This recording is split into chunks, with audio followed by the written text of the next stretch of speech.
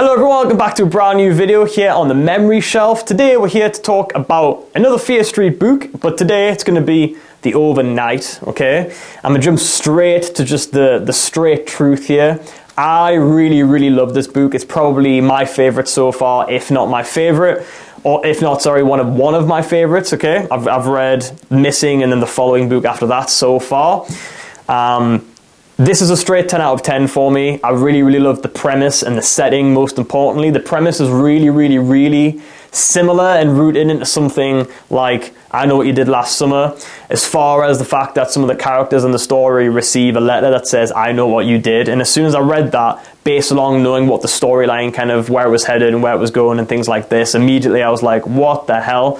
That's just the same things. I know what you did last summer, right? But as far as I'm aware, as far as I'm concerned, and I know I haven't really actually looked into it, but this book came first, I think. The movie was late 90s, right? I don't know if the movies had a book, but this definitely came first as far as I'm aware and as far as I'm concerned. So that's cool to see some R.L. Stine kind of influence later down the line in movie form as far as that's concerned. But that had me it had my attention from the get-go. Okay, it's a 10 out of 10 for me, like I said. It had my attention from the get-go. Really solid group of main characters and friend group in this story. There's several of them. But I feel like R.L. Stine did a really good job of letting you get to know each one individually and kind of their quirks and the negatives and the positives, and you can kind of for yourself decide who you want to latch on to and who you prefer and these sorts of things, right?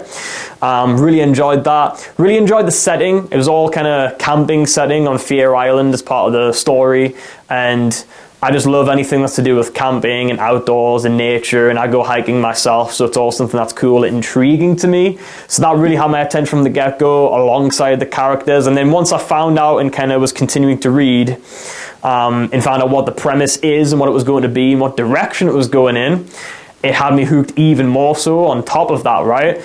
I'm not going to spoil anything, of course. You still might not have read this book, and obviously that's not the idea of these videos. I just want to have a little ramble, a little chat about what I think and what I feel about the book. So you go read it, you go check it out, and let me know what you think and what you feel.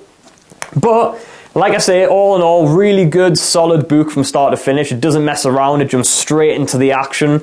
Unlike the previous two books, which, like I say, is very much more slow burny kind of setting. This felt more of like an action adventure kind of movie in a book, but in a thriller horror version, thriller horror form, I guess you could say, right? And like I say, setting, story, characters, 10 out of 10, 10 out of 10, 10 out of 10, okay? My favorite Fear Street book so far, and I'm probably not alone in thinking and feeling that, I would assume, because it's definitely a solid one.